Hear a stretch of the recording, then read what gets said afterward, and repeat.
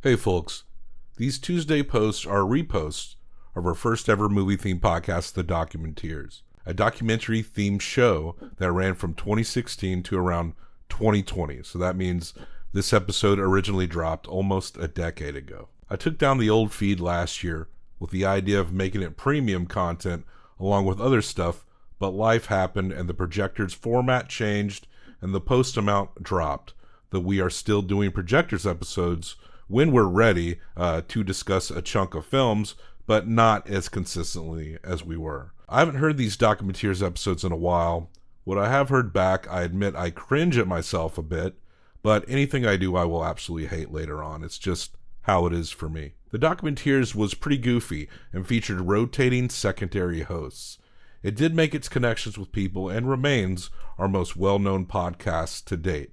So maybe you're listening for the first time or for the first time in a long time. Welcome. These Documenteers episodes will also be thrown onto YouTube for the first time, but it will be a static image because it was only a podcast, but you can also go to YouTube to listen to these as they drop. There are almost 200 episodes total, so these weekly reposts will be continuing for a while. We hope you like them and see how we've changed over the years. I know I certainly have, so let's get into the episode so you can hear me embarrass myself. Keep on, Doc. Hey, Docalos and Docalettes. Yes, I'm still saying that one. It seems like it's a winner. Maybe we'll have a gathering of the Docalos someday, and we're going to have our equivalent of that bridge where you can get any drug you want. Our own little Amsterdam. That's a Wire reference. If you've never seen The Wire, I'm not going to tell you to watch it. I mean, personally, I don't care if you watch it or not. But if I make a reference to it, you have to deal with it. I am Bob Sham, and you are listening to The Documenteers, the greatest podcast about documentaries. We talk about documentaries. We love documentaries. And if you're with us here today, you probably like documentaries too, because documentaries are informative and they get you talking about the issues of the day. And there is no shortage of connections to the issues of today. For in this documentary, the 30 for 30 film Without Bias by Ken Fraser, Drew joins me as we make our way through the 30 for 30 landscape. And this one is a sad one, and we lay some hard truths on it as well. This is the story of a college phenom that was destined to be a Celtic great and then suddenly died, ravaging his community.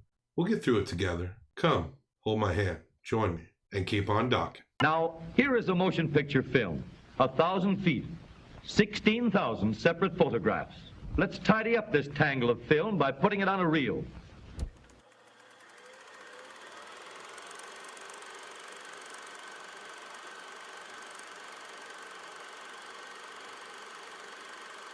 A lot of people say, well, how do you do that? And I don't really think it's anything. It's nothing to me.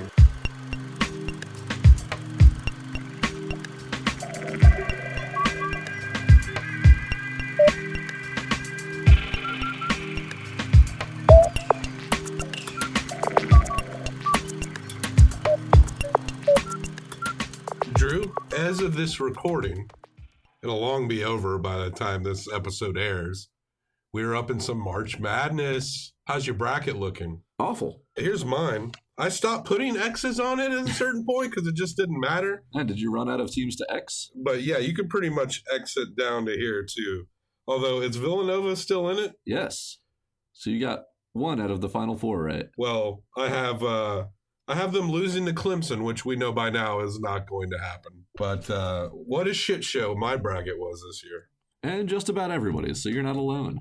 Cool. So that was cool when those brackets were out like 2 months ago, right? Yeah. Boy, let's stop and remember March Madness brackets. In memoriam. Thanks a lot, Loyola Chicago. Who was shitty the least this year in March Madness? Although, look, we don't know yet, but Villanova is still in it. I did pick them to win, while the rest of my bracket is pure hot dog shit. Yep. This would be the third year in a row I have the winner correct, if Villanova hangs on. Put onto that little sliver of expertise. That Kentucky-Kansas State game was so entertaining, but that loss busted me hard. Man, there's been a lot of really tight games in this one, which is so upset. Like Loyola Chicago, the darlings in the Final Four. They only won their first round game by a miracle shot. They would have been out in the first round if it wasn't for an absolute miracle shot at the end to beat Miami. There was a Michigan State game I watched where I got tired of watching missed three-pointers. I was like, ooh. College basketball. Yep. You're going to see a lot of three-point bricks. It explains why I only watched in March. So, yeah, explains why my radio program is a professional sports radio program. Although March Madness is so much fun. College basketball, what an appropriate thing to discuss as we are talking about, what is this? This is our sixth 30 for 30? It is, but it's number 5 in the 30 for 30 lineup. Yes, because we did a special Super Bowl, the two Bills, days after it aired. So fresh. Go listen to that now. Not so fresh. But we are watching our first truly tragic 30 for 30, the film by Kirk Fraser, Without Bias. You didn't get a little choked up when Wayne Gretzky left Canada? Well, it was emotional, but you can't beat what happens to Lynn Bias in this film. Yeah, this is not a laugh riot. We can say that off the bat. And Kirk Fraser, what has this guy done? He was the guy from Frasier, right? No, that's Kelsey Grammer. I watched this whole thing thinking this was a Fraser documentary. Or the dog. Oh, man. Kirk Fraser, not Frasier. Not Frasier. Not for sure. Without Bias director Kirk Fraser, famous director of Lil' Kim, Countdown to Lockdown on BET. Ooh. Countdown to Lockdown director Kirk Fraser? Lil' Kim, Countdown to Lockdown. Seems like he's worked on a lot of television. And TV movies. And this. Without Bias. Now, we see Lynn Bias, who was a phenomenal college player in the late 80s. He's being asked how he can do what he does. And he's like, I don't know. It's nothing to me. It's nothing to me. The natural ability that this guy had was unbelievable. He was so raw. He barely played as a freshman when he got into college ball. And he was never really looked at as this big star until this huge breakout in his sophomore year. But again, like our last documentary that when I was here at Shamco Studios talking to you for the Documenteers, we did Muhammad and Larry, the 4th in the series of 30 for 30s. This one does not bury the lead. It knows that you already know the big headline of Lynn Bias. June 19th, 1986. Something has gone wrong. It is the tragic death of Lynn Bias. We transition out of that. There's a lot of very fast transitions in this movie. This movie is as fast-paced as Lynn Bias on the attack. Now, we get a couple of highlights real early in this movie. Video of Lynn Bias, and holy shit, does this guy have hops. His dunks are just effortless, high-flying, all legs and arms, throwing it down hard and running up the court again. We go to the University of Maryland. Go Terrapins! Terps! And, of course, Lynn Bias is a badass college basketball player. His sophomore year, he really takes off. So does the Maryland program. They're coached by George Costanza, it looks like. He's got a lot of screen time. The Terps, go Terps. They make the ACC championship. Bias breaks out, scoring and dunking this way and that, left way and right way, up and down. The hops he had just blew me away watching these videos early on in this documentary. He would just get up, this athletic ability. He mentions that he was almost embarrassed by his ability sometimes, it seemed like, because all this stuff came so naturally to him. They're even talking about how his jump shot was perfect in form. So a guy with this much ability, the inside-outside game was rare back then. We're talking the 80s still, where 6'8", which Len Bias was, is a big man. That's a guard in today's basketball. Yeah. But he was a big man with this huge leaping ability, rebounds, dunks, and an outside shot. Hell of a basketball player. We see a part where he makes a jumper, and as the other team's passing it back in, he runs back in, steals the ball, and scores again. When he broke out in that game in his sophomore year, they talked about how his overall demeanor changed. He suddenly had this level of confidence, and this instinct just kicked up, and he began working harder than ever before. After this point, he knew he was good, and everyone else had no problem telling him. Michael Wilbon especially is super effusive. He can't say enough amazing things about when he was watching Len Bias play as a younger journalist. Bias goes head-to-head against Jordan multiple times in college, and he's holding his own. As a sports fan, you recognize it right away that this is something special. This is a different level than most of these, even these other excellent basketball players. This is a level above that. The Celtics, they draft bias. The Celtics have won the championship the previous year, and then through nice lottery ball bounces, the ping pong balls, they also get the number 2 overall pick in the entire draft. So after winning the championship, they get the 2nd overall pick in the draft. Apparently, they'd been in contact with Bias before. He's the guy they really wanted. They thought he was the best player in the draft, and they get him with the number 2 pick. Everyone seems happy about it. That's where Bias wanted to be. He's the very Celtics excited. really like him. Yeah, he's thrilled. They don't go into this at all in the entire documentary, but let's just talk about that 1986 draft for a second. The guy who went number 1 overall over Len Bias was Brad Daugherty, who had a pretty decent career with the Cleveland Cavs. Also in that draft, number 27 overall, Dennis Rodman. Whoa. It's the same draft as Dennis Rodman. One of the great rebounders in NBA. Arvydas Sabonis was in this draft. And at number 60 overall, Drazen Petrovic. What? Spoiler alert, we'll see in future 30 for 30s. That's right, yeah. Oh, another sad 30 for 30. But that's a hell of a draft. Len Bias is number 2 overall. And the Celtics are thrilled to have him, and he's super thrilled to be going to Boston. He goes to a little party in his room afterwards. His dad's got a bad feeling about it, apparently. They're in separate rooms, and Lynn leaves.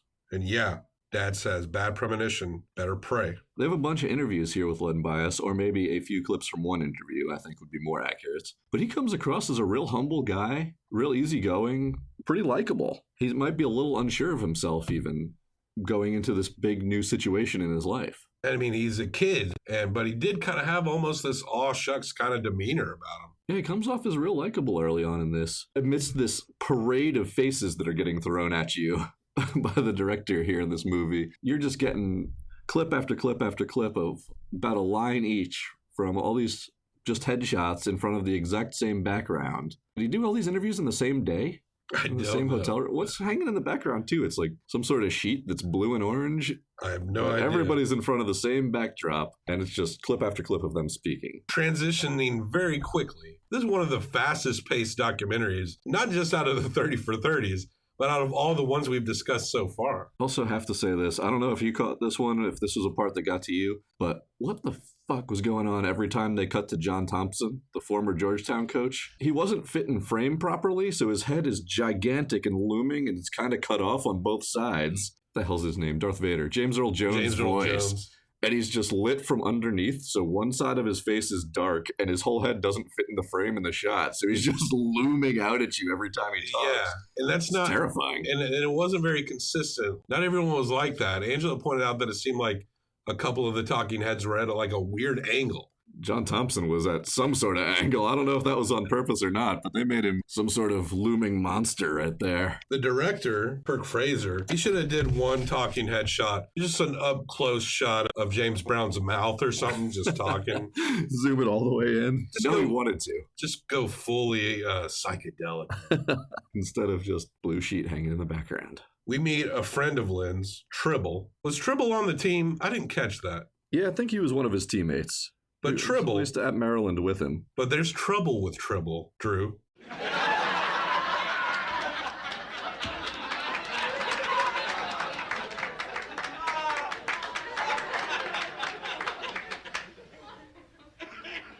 Let's see what you did there.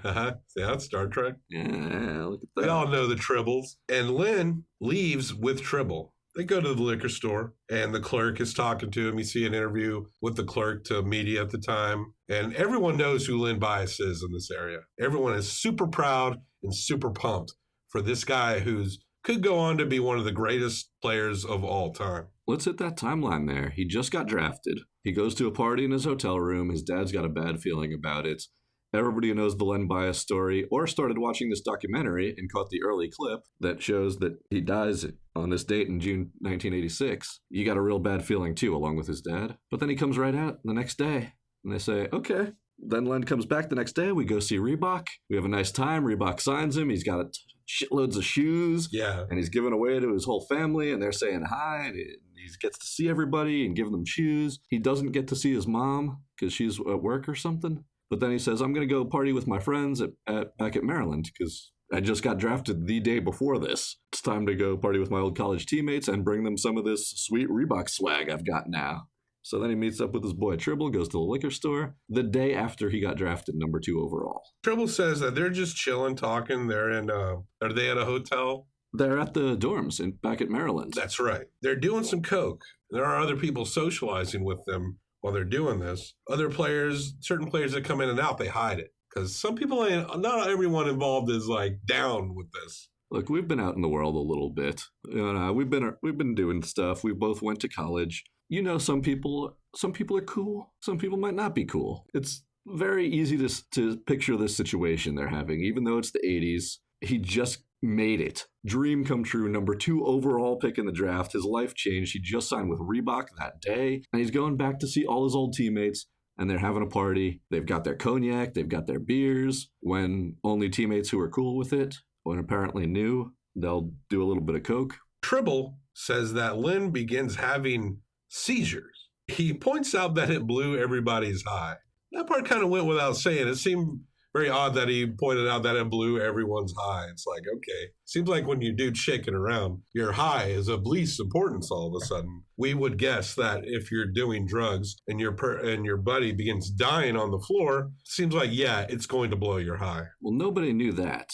Nobody knew that he was dying here. They said he laid back on the bed and started to have a seizure. And everyone was just like, man, what the hell's going on with Len? And pretty soon after it, Tribble says that he could tell it wasn't an ordinary seizure. I don't know what ordinary seizures he was usually used to, but he could tell it's not normal. And look, to this guy's credit, that he was, at a party with the drugs, with booze, he calls 911 as soon as he realized something's really off. Tribble said he didn't believe this was fatal. He obviously something was wrong, but he felt confident it wasn't fatal. But yeah, he calls 911, and he's straight up like, yo, this is Lynn Bias. You have to get him back. It's very important so that something serious does not happen to him. You have to get him back to life. There's no way he can die. It's pretty heavy listening to this 911 tape.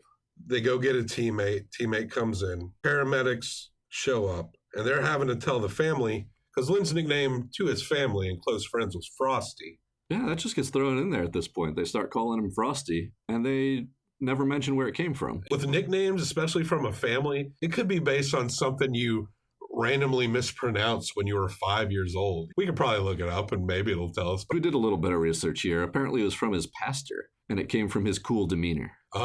Frosty. But his whole family calls him Frosty for pretty much the rest of the documentary, which is interesting because as much as we've heard the Len Bias story, I never knew that part of it. The family is told that Frosty / Lynn had a seizure and he's at the hospital. One of the players talks to the family, but he's so manic that they give him the wrong hospital. So they actually go to the wrong hospital at first, but it's a lot of panic going on, so no one was trying to dick them over. But eventually they find the right hospital, and the mother says that he asked God to save her son's life, and she said, paraphrasing her words here, but she said that God said that it's done, and there's no need to pray to me about this anymore. Because he's already gone. The nurse comes out and says, he's not dead. We're still trying to save him.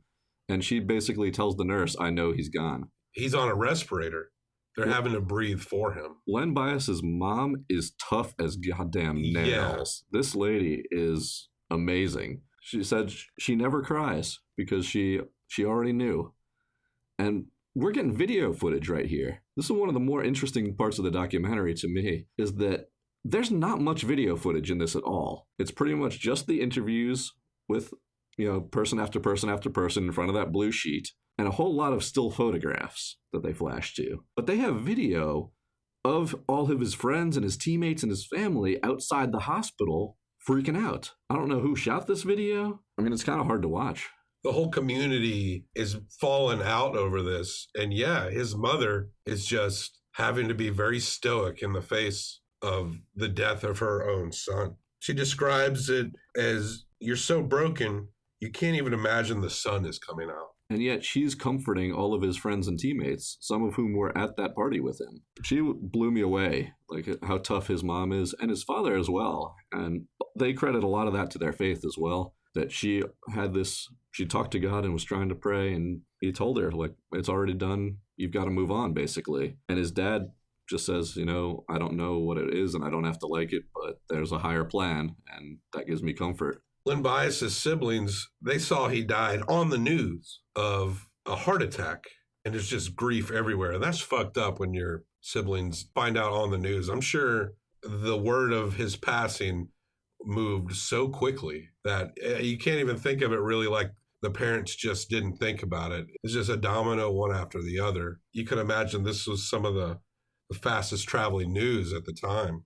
It's the number one story on all the news networks, on all the headlines. They say they can't go out on their street without somebody getting interviewed about him. And again, you look at this timeline. That party, the first night at the hotel room after the draft. Party again the second night with his old college friends. That's when the seizure happens. After that night, the next morning is when he's pronounced dead.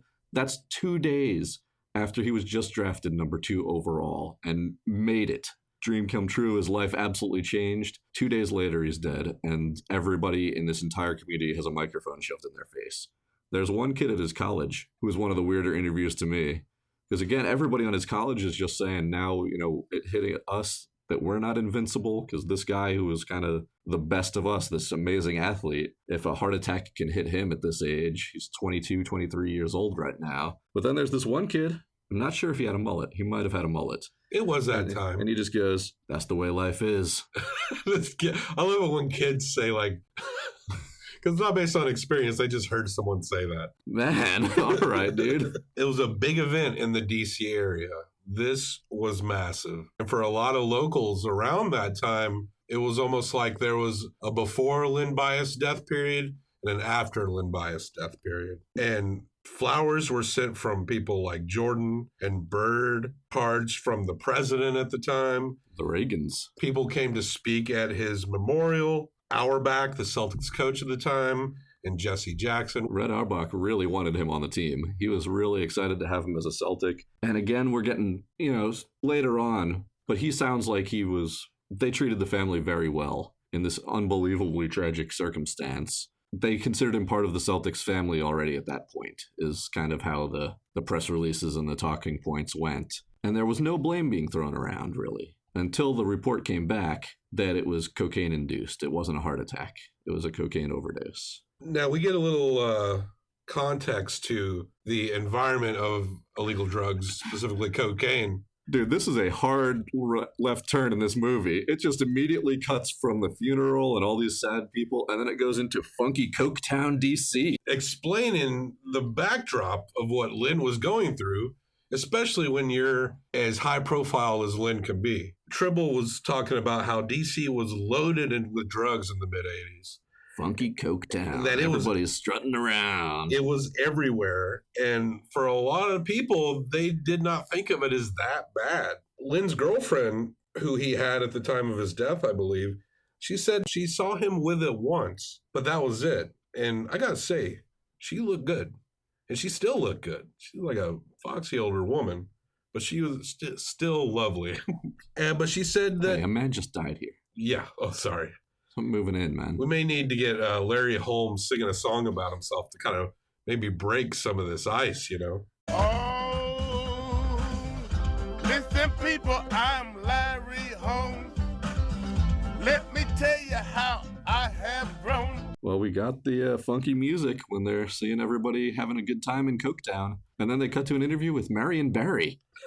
Because if you're talking about Coke in D.C. Infamous D.C. mayor, famous for smoking crack while in office. Also, maybe it's not a good time to be a mayor with the last name Barry. Oh, yeah. Well, yeah, we're here in Nashville, where our mayor just resigned over paying money to her mister or mistress or whatever. Hey, there's politics here, too. Boy, this city, it's growing, isn't it? Maybe one day Nashville will be a funky Coketown. But his girlfriend said that he was very naive about the environment around him. Now, you imagine that naivete, natural in a young person. Suddenly, he's this guy that no one's ever going to say no to, and everyone wants to influence him in some way or another. Everyone wants to be Lynn Bias's friend. So that youthful naivete, people are not really that quick on how effective and addictive Coke is at this point. No one's really talking about it that much. It's pointed out that his exact death was cocaine intoxication. They say that the dose he took was 98% pure. And there's been a question about how the hell did he get his hands on this stuff? Well, because he was just at a college party, basically. if you think of the context at the time, my father died when I was very young. He was a drug addict. There's some mystery as to what exactly caused his death, but he could have died in the same way that Lynn died. In the 80s, Coke was so flowing that it was probably a lot easier than it is today to get a hold of some really pure stuff. And of course, Coke is often cut. Baby laxative is a common thing to cut cocaine with. Most people who are doing Coke are maybe not trying to go over a 60% ratio here. Because if you snort pure cocaine, something that he'd probably done several times, a handful of several times, no big deal. And this time, that's it. It can turn on a fucking dime, folks. It's a big deal. One of the sort of side things about this is that his story, maybe it helped out a lot of other people and kind of brought to their mind that this is actually dangerous. It's not just a fun thing to do at parties. This is a real deal, no shit drug that people might not have thought cocaine was at this point.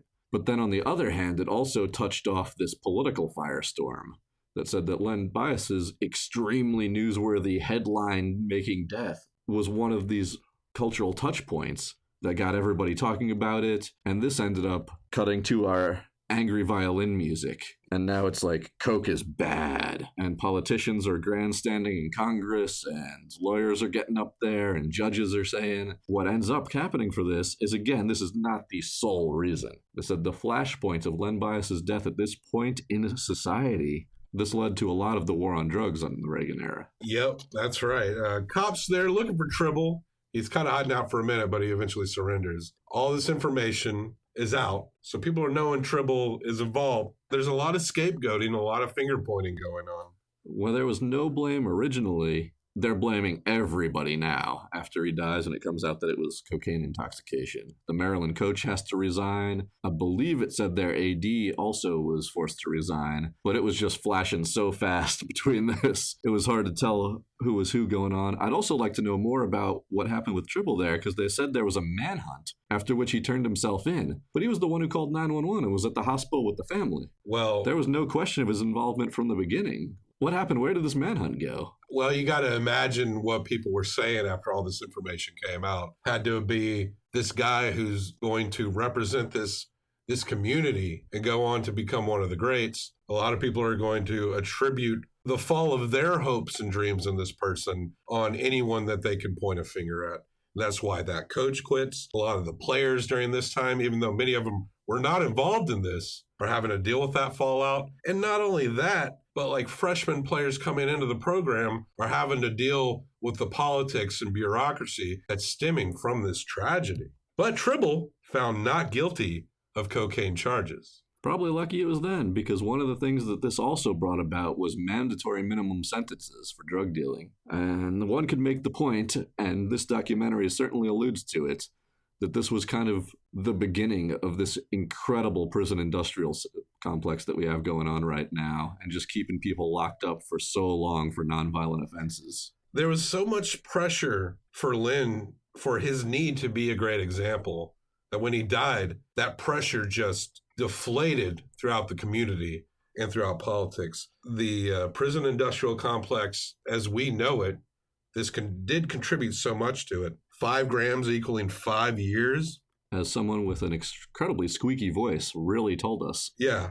There's apparently a prominent narc detective at the time who would later be revealed to be a complete liar regarding his qualifications. One of many people who contributed to an intense crackdown on drugs. And of course, now, Drew, we know that drugs are everywhere. They're in every community. But when they do these crackdowns, what communities are getting hit the hardest? Poor inner city communities. And with the mandatory minimums in 5 years, you're taking a whole lot of young men for low-level offenses out of those communities and sending them to prison for a long time. And you're getting nonviolent offenders basically getting charges stacked and stacked to the point where you still have people serving essentially a life sentence today for the way that we reacted to this back then. That's the biggest tragedy out of all of this, is how it just so negatively affected the poor communities in the DC area. You take that hope that Len Bias's death might have inspired, that it might have convinced so many other people who might have been all about the cocaine to not go that direction in their life. But then it also inspired this thing that has been devastating down through generations. And Len Bias was a person. He was a person who seems like a pretty good dude with a family that called him Frosty and had unlimited potential in the NBA. 2 days after his draft, he's dead. And maybe a lot of people might paint Bias negatively because he did do a little cocaine. But we all make mistakes when we're young. We all do dumb shit when we're young. And he had more pressure on his back than any normal person would ever understand in their life. Everybody wanted to paint a different picture of what happened and what kind of person he was after this when he wasn't around to defend himself anymore. But the second half of this documentary, not really about Len Bias anymore. Now we're talking about drug laws, we're talking about acts of Congress, and then, we haven't had enough tragedy yet. This family, his younger brother, Jay Bias, who'd had a really tough time. Obviously, his brother died on the verge of stardom. He had to go through school with everybody saying he died from being a dope fiend. He gets murdered. He works at a Cade's jeweler, and apparently he's being a salesman, maybe a little flirty with some woman, and the jealous boyfriend, this fucking fragile lowlife, goes out, gets a gun out of his vehicle, comes in and shoots Jay Bias down. Kills him. Right there. The parents have to do it again. His mom, still fucking amazing. Super tough here. Now 2 sons down. How much more does this family have to go through? They're going from, oh my God, the future looks incredibly bright, to they're gone. That's a hell of a turnaround. And then someone makes again, these interviews are the entire documentary in front of this blue sheet with somebody's head there talking to you. It's hard to keep track of who was who. But someone makes a nice snarky comment who's after that, there's not a million bad handgun headlines right after Jay Bias's death. Yeah. Oh, man. And this pretty much winds the film down. We leave on a quote from Lynn, and he says, you got to look at every situation as though it's going to be the end of your life. And we get a little cop-style aftermath rundown. It says, Len Bias's mother became an inspirational speaker, which she's still doing all this work. And I say, she's probably amazing at that. I would say so. Damn. And that the Celtics, who did not get Len Bias the year after they won the championship, go 21 years before their next championship. And as a basketball fan, you can't help flashing to a few years later with Reggie Lewis. And, whew, Celtics went through some tough times. Yeah, they did. But now they won a couple more. Paul Pierce's number's retired. That's true. Within the 2000s, every Boston team had won their championship. The city of the decade when it came to sports. Especially if you ask people from Boston. I'll be happy to tell you. Now, lately, it's been a little harder. But you know what? You have some good stuff in recent memory. So, God, let me tell you, the Sox may win a champ one year.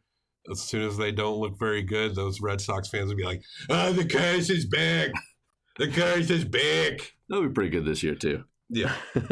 Now, Drew, we don't rate in stars. It's an archaic system. The star rating system, stars can eat garbage for all I care. I wish I could black them out of the sky, just take a magic marker and draw over them. This sick, sad fucking world illuminated by stars. Get out there with your magic marker. Godspeed, Documenteer. But we do rate things in Herzogs. I'll give 1 through 5 Herzogs. You'll give 1 through 5 Herzogs. Combine them, best out of 10 Herzogs.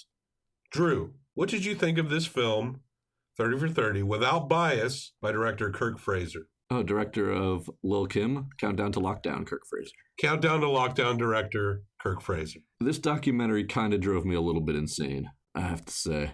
The entire thing is fast-moving clips of interviews of different people's heads in front of the exact same background, occasionally interspersed with still photographs. They show the same one about 12 times. It's Len Bias looking fucking cool in front of a laundromat or something. Him and Tribble just posing, hanging out, looking like some cool dudes in front of this building in a strip mall, maybe. I read laundromat. They look cool in front of the laundromat. We saw this photo enough times. Yeah, they did. And then it's just interview after interview in front of that orange and blue sheet or whatever the hell it was.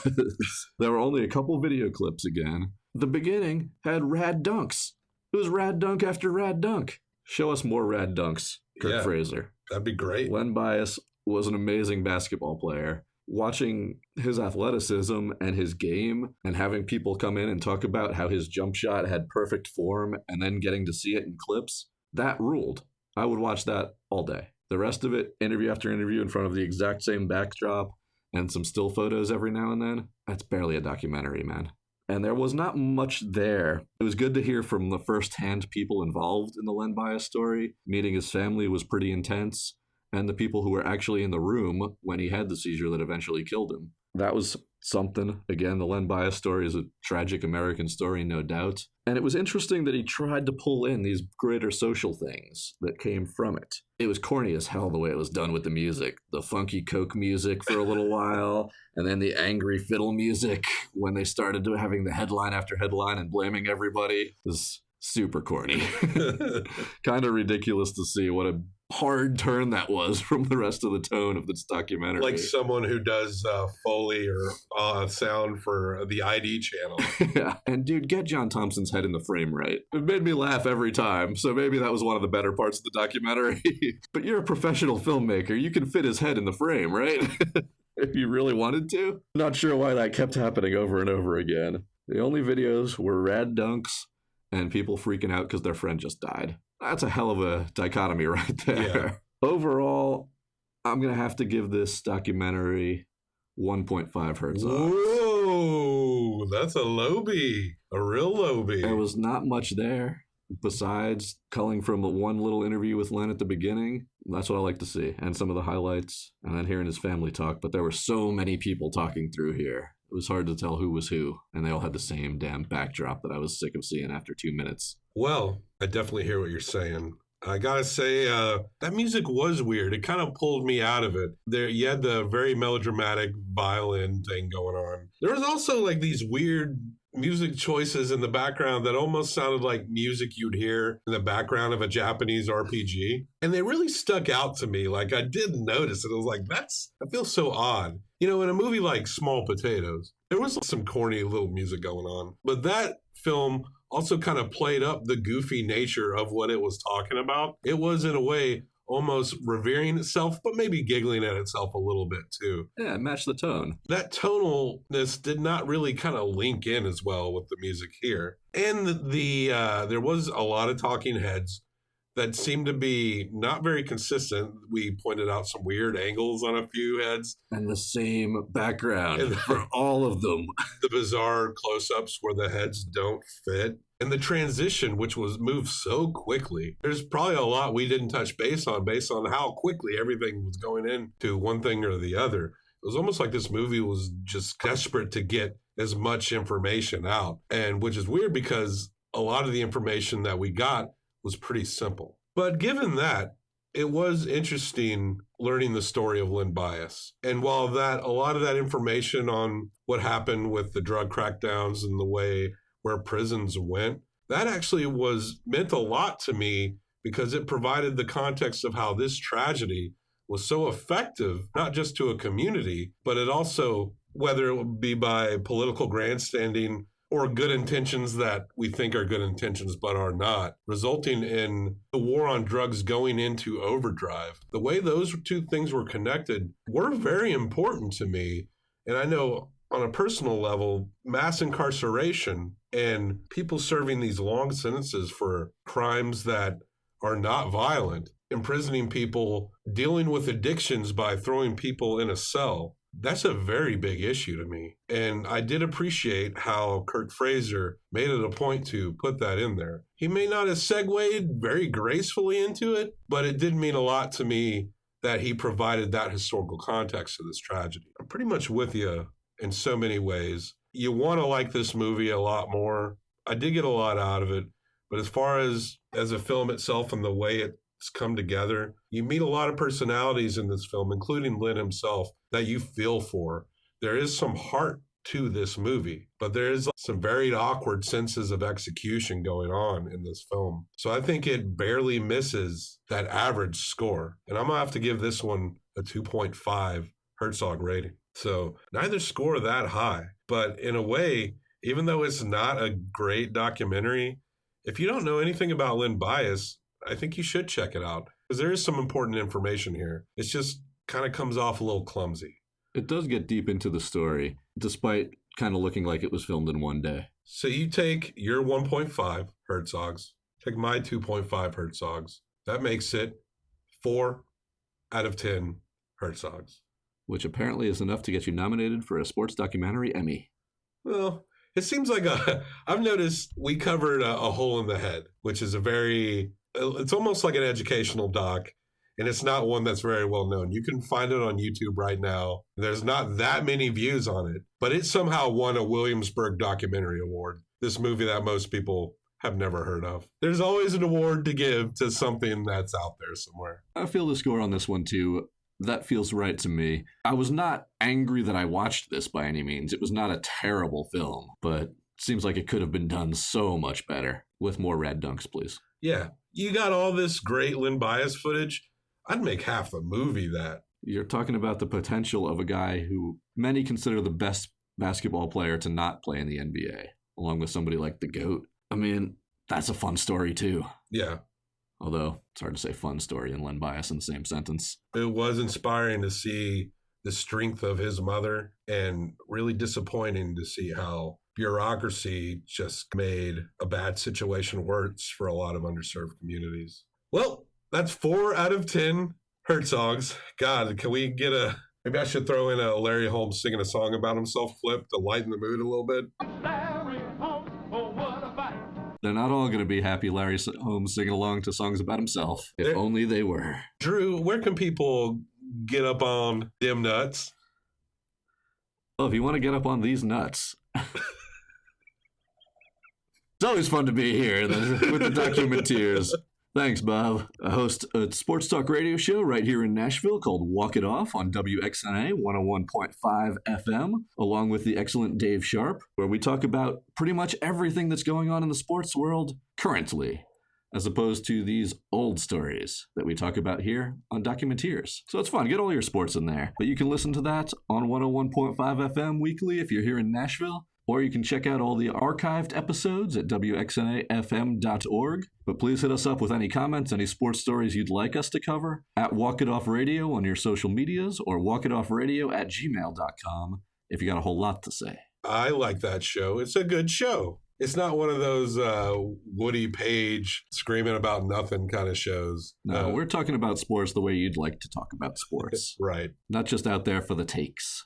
And for the Documenteers, this podcast you're listening to right now, we sure would love and appreciate it if you gave us 5 stars on iTunes and maybe a little review. And maybe if you do that, that helps our podcast grow, and it helps us expose ourselves to the world. I don't think you need much help there. And you can also hit us up on Instagram at Documenteers. You might get a little preview of what's coming out before it happens, as well as some information on any extra content we might have. If you want to yell at me or blatantly disagree with us about our rating on this movie, then you can email us at documenteerspodcast@gmail.com. We love suggestions, documentary suggestions. That's it. And that is the story of Len Bias and our rating of a movie, which we felt like had the potential to be a lot better than it was executed. But that's the breaks, folks. And that is our rating of Without Bias by director Kirk Fraser. Keep on docking.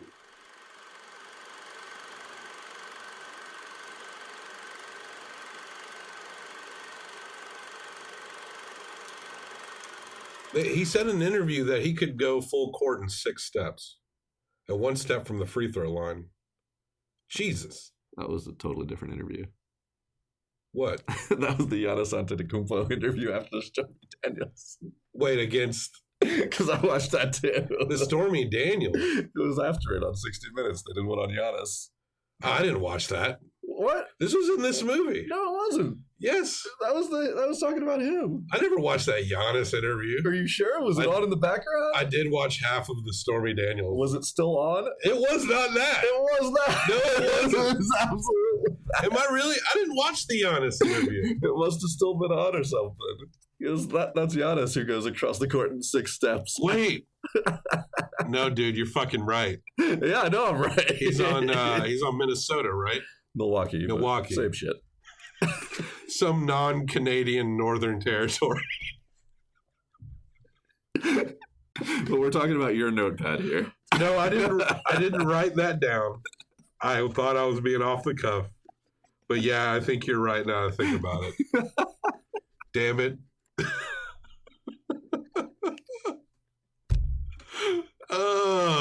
Shit. Well, there's your bumper right there. I want to see your notepad. I hope half of it's Stormy Daniels. No, I thought I Remember was... when Len Bias fucked President Trump? Which is really disturbing. I'm sorry.